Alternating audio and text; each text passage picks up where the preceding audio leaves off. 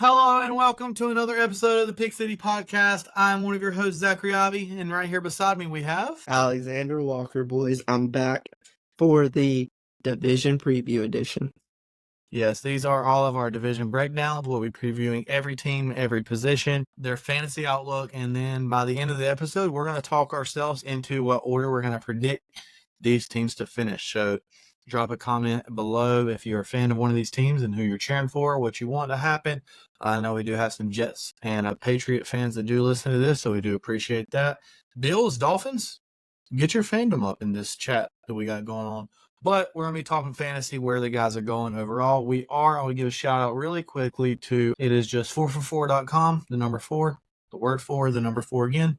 And what they do is they take a consensus from several platforms across all fantasy right now where these guys are going, because depending on where you draft, it could be vastly different. So this is just the average of that. Again, get to know your league mates, because that is a huge part of drafting. Know who you're drafting with. No further ado, we have our first division breakdown. This is the first one. Doesn't really matter. We will have the others linked at the end of the video, as well as our Q&As. We'll do a weekly Q&A, and we will have these division breakdowns that will be stored on a playlist for you to go back and listen to throughout. Let us know what we were right about, what we were wrong about. Things we couldn't see coming, we can't help. It is middle of July, late July when we're recording these division breakdowns. So whenever a big trade happens and we didn't accumulate for it or account for it, that's not our fault. Alexander, how you feeling today? Feeling good. Ready to discuss this. Hopefully we discuss, I can get my thoughts in my head organized so I can rank them properly. But I think I already have an idea. Get with it.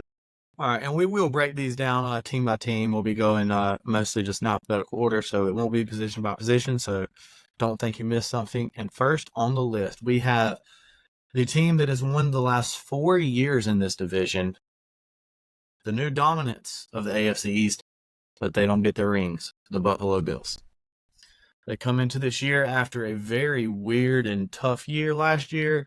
We had the, of course, Damar Hamlin situation, in which they tried to recreate their own Disney movie and have him do a fake punt run to end their season, which I think not enough people are talking about. But Buffalo Bills come in with another division title on their minds. However, some key departures. We have Stephon Diggs out of here. Gabe Davis out of here. Those are the most notable. There are a few other pieces in the trenches, and their defense looks a little different. But we'll start with the first position, Alexander, unless you have something you want to say really quickly. Oh, sorry, it was just the water. It lit up. My bad. All right, let me check our levels really quickly, make sure we're good. Okay, everything seems like we're good. Unfortunately, you guys can see my face, so let's get into it. Josh Allen. He is going as QB1. He is going in the second round. And again, these overall projections are for one quarterback leagues, so you do have to take him really high, but he is a league changer, Josh Allen. Do you have any problem taking him there, Walt? No, if you like to run your fantasy teams with a dominant quarterback that you can start, sit it and forget it, he's that type of guy. You don't have to worry about him the rest of the year unless an injury happens, more or less. Yeah, You're not worrying about him playing a tough defense and infecting them. He's still going to produce. He is going to use his legs. He's going to use his legs a lot. Alexander, I think his probable number one target is not from the position we're going to discuss next, but really not a whole lot else to say about Josh Allen. He's been a top quarterback about every year now that he's after his beginning of his career.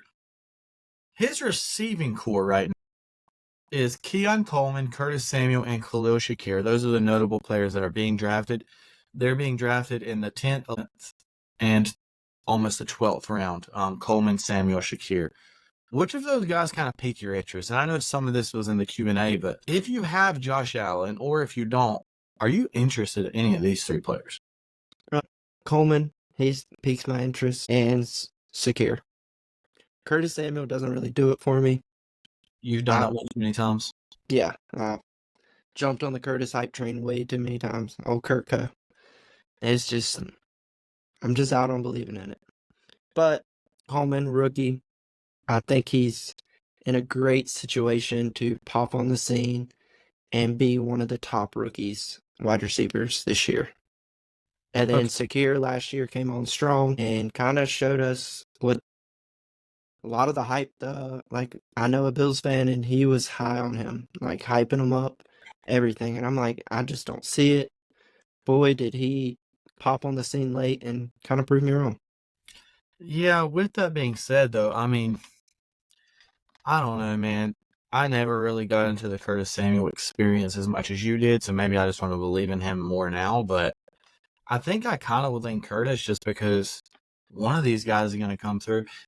It just concerns me that out of camp they are kind of talking about that Coleman, and of course it's not a negative, but there's like he has a lot still to learn. Like he's naturally talented, but um, I don't know. He has Josh Allen as quarterback. One of these guys is going to step up, and I just trust Curtis a little more, as I've said before. But I think the gems of this offense are our next position, so I'm not going to spend too much time on those guys. But that's an interesting receiving group. I'm excited to see what happens, and Josh can get them going. As we move to the running back group of this team, obviously the lead back here, we have James Cook, who is the RB13 going at the beginning of the fourth round. You and I spoke in our Q&A segment. We are both very high on James Cook, so obviously we feel comfortable taking him there. Would you want to have Cook and Allen on the same team?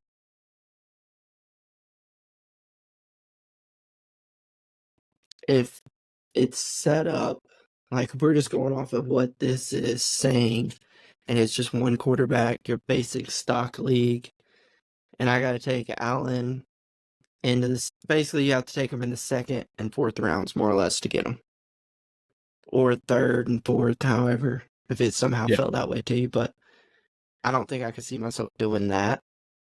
I mean, if you're in a 2 quarterback league, so that means Allen's going super early, so he's going Yeah, probably like one of the top 2 picks, and then you got Cook. Then that's probably going to fall to still probably about fourth roundish, maybe fifth, depending on your league. And I can see myself doing that. But just your stock league, I don't see myself doing that. Yeah, I Would think I be A with it? Yeah, and I think we're very much like-minded, and we typically default in one quarterback leagues to waiting on a quarterback. There's going to be people that take those quarterbacks, and that is a nice luxury. There's a couple of leagues we're in with, 3 keepers or 12 or 14 team 3 keepers where you might want to have that quarterback where you just don't have to worry about it. But when you're just in a redraft and you have, or even just you know, a league in which quarterback's going to be available, we usually want to wait. That's kind of where I'm with Cook. But as far as on the football field, I'm excited to see what Cook can do. I think he's going to cook. All right, last position on the Bills, and then we'll move on to our next team here. But This is the I key position. I This think, is the player I think you want if you're wanting to buy in on any Buffalo Bills outside of Josh Allen. and we should mention Ray Davis back up to Cook in case you are wanting. You can get him into the draft 15th this round. Just if you do want to handcuff the guy, if you believe in Buffalo's offense, which I do believe in Buffalo's offense somewhat. I don't think they're going to be bad fantasy wise, but I don't know on the field how much they're really going to be winning, even though they have a good team. But the top pass catcher for this team is probably Dalton Kincaid, who's the I'm fifth it. tight end. He's a Yeah. fifth tight end off the board. And I think in our personal rankings, we both have him in our top 3, if I'm not mistaken. And he's going to the top of the 5th round. I mean, if you're telling me I get him as the fifth tight end, sign me up, because I feel like he's got a very high chance to be the top tight end this year in fantasy football. And maybe that's just me not fully buying in on all the receivers pulling their weight as much as they should. But I mean, last year we saw Sam Laporta pop on the scene, and they still had a dominant wide receiver in St. Brown. That's a good So point. It's not either or. We're just, I guess, maybe thinking about the Patriots or the Chiefs, where their top tight end is kind of, or the Eagles with Zach Ertz, where they didn't really have a receiver dominant. The Lions is a good call because you can have both. I guess we need to open our minds up to that because I kind of don't feel that way. But if you don't, and it was going to be the case, he may legit lead this team in receptions and or yards. Um, and but I touchdowns think, probably. and this isn't a singular thought that we have in the fantasy community, but correct me if I'm wrong, we kind of both are of the belief that, like, in that tight end grouping, if you get the 4th or 5th one, you feel fine. Like, you're not concerned.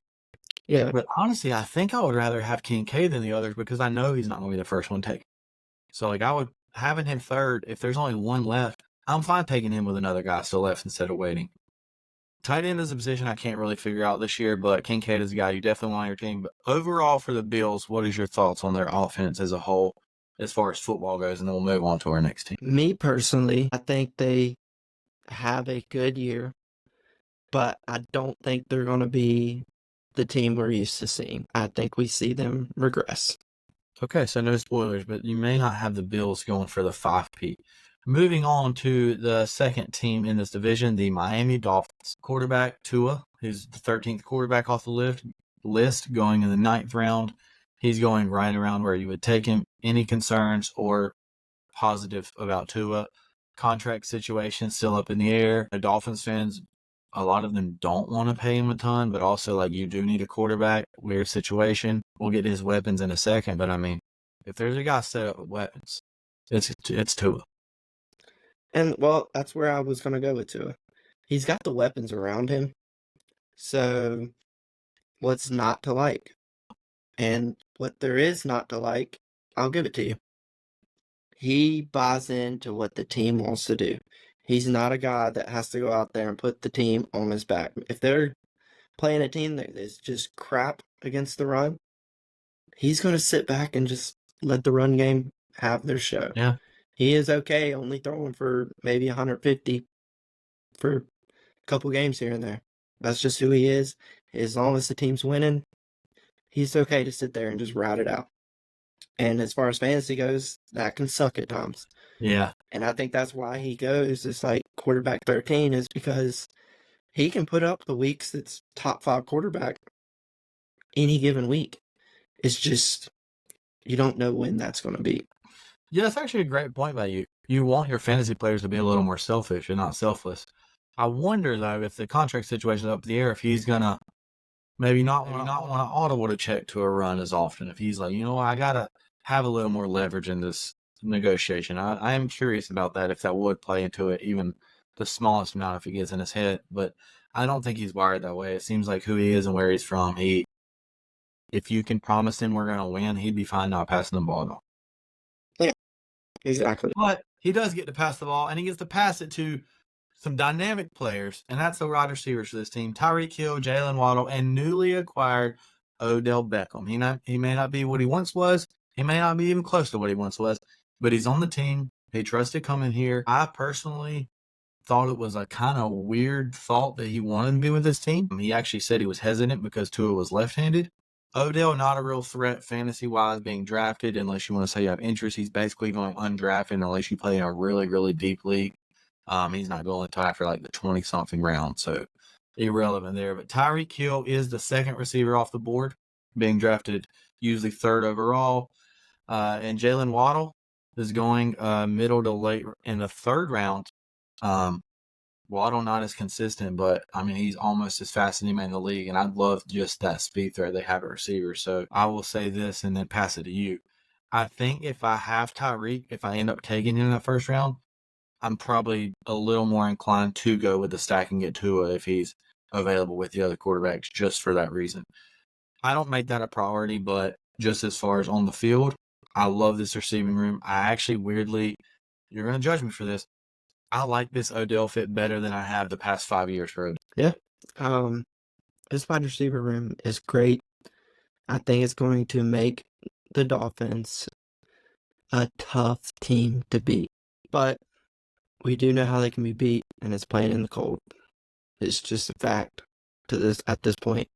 They struggle with it. And at a certain point, it's like, oh, everybody's just trying to stir up. I'd say now, though, it's more of an issue. Like, do they need to, like, just this off season, they need to just start doing a bunch of training camps up north in the cold?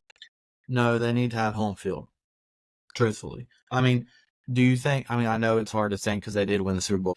At the time, like, if the Dolphins and Chiefs play in the playoffs in Miami instead of -7-degree weather, so I think they're going to do everything they can to not have to go in those environments because the playoffs aren't going to be different. It's going to be cold.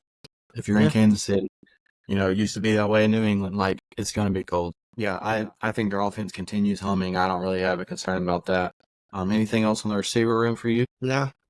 I think it speaks for itself. Yeah, I'm fine taking Tyreek. I love having Tyreek. For some reason, I don't take much of Waddle personally. I don't really know why. It never falls. I think it's just the people he's around. Yeah, it just doesn't fall right to me. But he's honestly, like, depending on who you talk to, he's either super overrated or super underrated. I don't No. But the running back room, they draft the rookie Jalen Wright, who is actually going in the 13th round now. They have Raheem Mostert coming off the league-leading touchdowns last year, 21, I believe. He is going as a running back 25 at the end of the 7th round. And we have Devon Achane, who is a RB1 right now in drafts, going in the 3rd round with just extreme speed in that backfield. What catches your eye and what are you excited to see? I'm excited to see if it's really going to be the Achane show. Me personally, I don't think it's going to be, but if it is, where he's going is amazing. But even then, it's like last year with just a limited amount of stuff that he got, he still was what? Correct me if I'm wrong. I'm pretty sure he was a top 25 running back. Yes, but I would say too that I don't think it's going to be like his backfield. It's just he's going to be involved from the beginning of the year, which is fine. Like it doesn't have to just be his. Like you said, he touches. I mean, he had more 40-yard runs than anyone in the NFL last year. He's explosive. That doesn't happen. That doesn't like that's not a natural thing. I think he had 4. Yeah. I mean, it just had that threat opens up so much for this team. I think that I call him Mike on first name basis, but I mean their coach has to just be sitting there just dreaming every single day. Just look what we can do with this team. They really are like if you remember like on our Madden seasons, it's actually weird before this even happened, but you had Waddle, I had Tyreek, and it was just we tried to add as much speed as we could at every position. We couldn't trade for this type of like speed because they didn't exist yet. Like they weren't able to do this. An honorable mention for the Dolphins, Jonnu Smith is actually their starting tight end. I didn't know that until looking up this. I don't have any interest in having him. There's too many other people, and he's whatever. Shouts out Julian Hill, though, did go to Kimball. Yeah, I like everything about this team. I'm fine drafting almost every single person except for Odell where they're going. I think their draft position is about where I would feel comfortable taking them, but I wonder if their defense, obviously Fangio was a failed experiment there. I know things didn't work out and it's like he wanted them to work harder and they saw it as like he was too old school, but sometimes you got to have a coach that gels with the right people. And I don't know how much I trust them. We'll get to that at the end, but as far as their offense goes, they're going to score and you're going to have a couple weeks that are a dud and you're going to question if Tua is even able to be a top 10 quarterback. But, yeah, I like the Dolphins. Yeah, their offense can hang with anybody, possibly outduel anybody. Defense is the question mark. Yeah, speaking of question marks, our next team is a team that used to dominate and even has had some Super Bowls more recently. You may remember the New England Patriots. Their quarterback room consists of Drake May and Jacoby Brissett. As a Tar Heels fan, do you think that Drake May is going to prove that he's going to be the starter for the Patriots for a while? Or how much does he have to really do this year? I think he has a chance to be their future, but maybe I'm the wrong guy to ask. I thought Sam Howell would pan out in the NFL. I thought Mitch would pan out. So maybe I'm the wrong person to have any opinion on this, but I do think he's the better of all of them that's ever came out of UNC. I think he wants to make a career out of this. I think he's so far taken the right steps to better himself even to this point. I mean, he's got the quarterback coach that helped Tom Brady for the longest time, helping him in the offseason and stuff. Like, he's trying to make strides. I'm pretty sure Tom Brady's even reached out to him and he's been asking Tom Brady questions. Don't know what Tom Brady can really give anybody. Yeah, I feel like a lot of people are hanging out with Tom Brady now. Shouts out to Shador. But, yeah, I'm interested. I mean, NC State in the quarterback room with the two, so maybe he can learn some good things there. On a more serious note, Sam Howell got in a bad situation, but I kind of like the Patriots just going with an old player of theirs, a hard-nosed guy, and Mayo, but maybe his name's close enough spelling-wise. There's your bad take of the day. I don't want either of these quarterbacks in fantasy, and we'll see how they are, but I'm not really interested in either of them in a 2-quarterback, 3-quarterback, 4-quarterback, 5. You know what I'm saying? But say that. I believe in Drake May far more than I ever did Matt Jones. I never once even thought for a second he was worth anything. So I'll do a victory lap on that. In the receiving room, we have a bunch of people listed here because nobody knows what's doing. I'm just going to read them off, and if you want to talk about one, we can, but I'm fine moving past it pretty quickly. Demario Douglas, Jalen Polk, Kendrick Bourne, Javon Baker, KJ Osborne. We don't know exactly how it's going to shake out or who's going to be where. Obviously, Douglas has got a little bit of explosiveness to him. People like Polk a lot. Bourne obviously has shown us a little bit. I don't know if Osborne's any good, and I don't know the first thing about Javon Baker and how he will even look in this offense. So I'm going to pass on all these guys. I think time will tell what happens. I don't think they're going to be very successful passing the ball at all. But if there's any of those guys that catch your eye, feel free to talk about them. I mean, the only thing I would have to say is apparently coming out of camp, Douglas, they say he has been working really hard on his route running and he looks crisp. But it could just be them just blowing smoke out the camp. You never know. And then outside of that, it's just a bunch of guys that have been on teams. One of the starters get hurt. They come in, have a good week. Like, it's about it. Like, they haven't proven they can be the guy. So until any of them prove they can be the guy, why would you want to trust them? I guess you could look at it fantasy-wise, they're going late, so you're just taking a flyer. So I guess it ain't that big of a risk, but Yeah. I don't know. Shouts out to Sean, one of the Patriots fan. I know he'll be watching this, but I don't want anything to do with him either. Something that may be of intrigue is their running backs, and Ramondre Stevenson signed a big contract, and Antonio Gibson, who you have famously called nothing more than a punt returner. I believe those were exact words. But he will be more than a punt returner for this team, as he'll be catching passes while Stevenson's running. Stevenson currently going to the 6th round, Gibson in the end of the 12th, early 13th round there. So for those guys you're slightly interested in, or you think they'll be successful on the field? I think Stevenson will be successful. Gibson want nothing to do with him. Okay.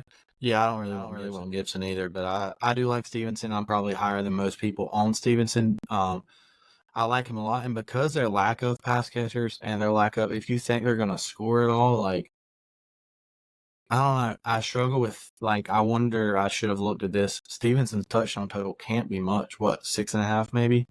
Probably. As far as If that. rushing, I don't know.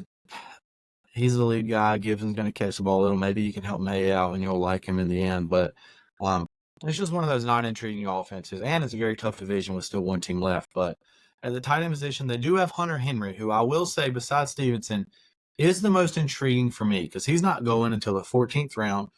And we know how vital a young quarterback can lean on a tight end. And if he starts clicking, I actually sold Henry last year and he struggled after that. Shows out bringing. I actually kind of like Henry this year, to be honest with you. Where he's going, obviously, I don't want to draft him earlier than that, especially if you're in a league where you get points every time they catch the ball. I like him. I love Henry. I think in our tight end premium league, he's going to be a guy I'm targeting because he has Noted. a lot of high upside to me with where he's going. I think he could have a great year, but you kind of touched on it. Rookie quarterbacks tend to lean more on their tight ends, and for those just of you how I first, feel. oh my bad. For those of you first time listening, or maybe don't listen a lot, I will say we do not always typically agree on every part. For this division, it kind of seems more cookie cutter for us. I also nailed this division top to bottom prediction last year. I do want a little praise for that. But one other thing I will say, I don't even know what I was going to say. As far as us agreeing or not, while this is our first recording, we've been doing a lot of information on this. So if we miss something or there's something you want us to know, or especially if it's about your team, let us know in the comments. Tell us what we missed. We don't claim to know everything. We just try to, have a good job, do a good service to the fantasy community. We watch other stuff as well. But I always want to say that before we go into our last team, which is the team that had as high as hopes you could think of last year. And while I don't nationally see these hopes being talked about the same, Jets fan is probably even more high this year. And that's because this man, number 12, going in the 12th round, 20th quarterback off the board, is he still him, Aaron Rodgers? I think he is. I think people sleeping on him. They're writing him off because of what happened last year. And I think he's going to be even more determined to get on that football field and show he still has it. The only concern I have is it's been a little while since we've seen him playing great ball. Like his last year in Green Bay, they tried to fight and claw at the end, but he wasn't fully healthy. And it's been almost 3 years since we've seen Aaron Rodgers be Aaron Rodgers for an extended period of time. But something you're a little okay with on this team is if he does have to miss, not the whole season, honestly, but a small amount of time, they did bring in Tyrod Taylor, so you're not going to have Zach Wilson. So I think Tyrod is established in his life. He doesn't care about hooking up with his friends' moms or anything like that. So, or his mom's friends, whatever the story was. But Aaron Rodgers is going to be thrown to an absolute stud in Garrett Wilson, who is going beginning the second round. We both are all in on Garrett Wilson as an athlete. You were saying, if you can talk on this for a second, the fact that he does have a better backup makes you not as concerned about Garrett Wilson. Is that basically it? Yes, completely. Like if I'm drafting Garrett Wilson, last year you had the concern that if Rodgers went out, you were relying on Zach Wilson. And I never believed in Zach Wilson, so it was kind of concerning. Granted, he's still got his catches. He just didn't get the yards at times. And so if you're not playing a PPR league, it wasn't a good wide receiver to have. And I think he had But like 3 touchdowns, something, and one yeah, of them didn't get the on the other team. touchdowns. Yeah. But I do think this year Garrett Wilson pops back on the scene and everybody remembers who he was. Agreed. One other receiver that is being drafted by this team in the 11th round is Mike Williams, who's coming over from the Chargers, who has some of the most spectacular, incredible catches you'll ever see, but also doesn't really play for more than 6 weeks at a time very often. He doesn't necessarily have to with this team, but when you really start looking at it, like, they have a lot of talent in top places. They have some strong guys up front on defense. I guess, Hassan Reddick's on their team. Not exactly sure what's going on there, but they have a good roster. But I don't really know how I feel about Mike Williams or Malachi Corley, who you can get as a late round flyer in 16th, 17th round. Any other pass catchers on this team you're interested in taking? Out of their wide receivers, I don't know who else they have, but Mike Williams, he intrigues me. Okay. But you kind of touched on it. He has an injury history, and then he's going to play on one of the worst football fields there is for injuries. I think it's a little better now. Allegedly, they're saying that they redid it a little bit, but yeah, that's a good point, I guess. But I don't know. Maybe it's good for him. Maybe that's what he needs. He's that type of person where like you inject the virus into you so you don't get it. At running back, RB2 right now, 4th overall pick, Brees Hall. I spoke glowingly again. Playlist will be at the end of the video for positional ranks where Brees is. He's an absolute stud, but having to take him this high, any concern or any optimism for you or any excitement whatsoever? I don't think there's any concern. I mean, Right. he's a talent, and he's going to produce. He produced last year with the crappy situation, and hopefully this year everybody stays healthy, and then he's in an even better situation, and you would think he's then opens up the field a little bit more for him, so he ain't have to do as much and make ridiculous moves to make it happen. Okay, let me ask you this, and this wasn't on our original plans. Also, one notable thing in the backfield is Braylon Allen. Is I don't want to make sure. Yes, he was at Wisconsin. You know, Wisconsin running backs, they're very good at running the ball. Maybe you want to pick him up in your last round if you do take Hall, if you believe in their offense as a whole. They had some weird stuff going on last year, but if you had to take them at their draft position right now, so basically middle of the first round or the swing round, top of the second, would you rather have Brees Hall or Garrett Wilson? I would rather Garrett Wilson, but that's just how I think the board would play out and what I could get running back wise later on. Okay, and I completely disagree. That's why I said I think this is something we disagree because I just think the value of running back. There's few situations where I see a truly one guy. It's his show. He's going to do what he's going to do, and I mean, even though it's one of your guys, like we've seen Aaron Jones with Rodgers, and I think Brees Hall is more talented than Aaron Jones ever thought about being. Okay. Yeah, I would draft Brees. He's my number one target on this entire team. Speaking of targets, one other target is their starting tight end right now. I don't really know who else would be there. Tyler Conklin, who basically you can get for free going undrafted, even wait to waivers. But any intrigue with Conklin this year? I mean, I might pick him up if I had to, but I'm not drafting him. Yeah, I do think there's a world in which maybe you don't need anything else to the last round you take him, depending on how close you draft. If you're drafting late July, early August, I'm not really doing it. But if I think I might be starting him soon, then I do it. Maybe you could sell him, but nothing really there. But the Jets overall, I mean, Do the Jets have the best defense in this division? Yes, and I don't think it's close. Okay, so I mean, that's how I was looking at. But as we get our predictions here, and we're right on time, we got 3 minutes to finish this. So we're good in that regard. And all these division breakdowns will be around the 30, 35-minute mark. So um, hopefully you guys enjoyed just basically going positional by this. And again, if we left somebody out, if you think there's something we got way wrong, or maybe you don't feel comfortable, let us know. We really do appreciate it. These will be stored here all year. Come back and listen. Um, I'm stalling a little bit, Alexander, because I did volunteer to go first with my division predictions, and I'm not going to change it based on you. But do you have yours locked in yet? All right, I'm not even going to check and make sure you have them locked in. I'm just going to trust you. So I'll let you choose. You want me to go first, or you want to go first? Well, how about this? We'll just say our number 4 in the division because I feel like we both have it the same. Patriots.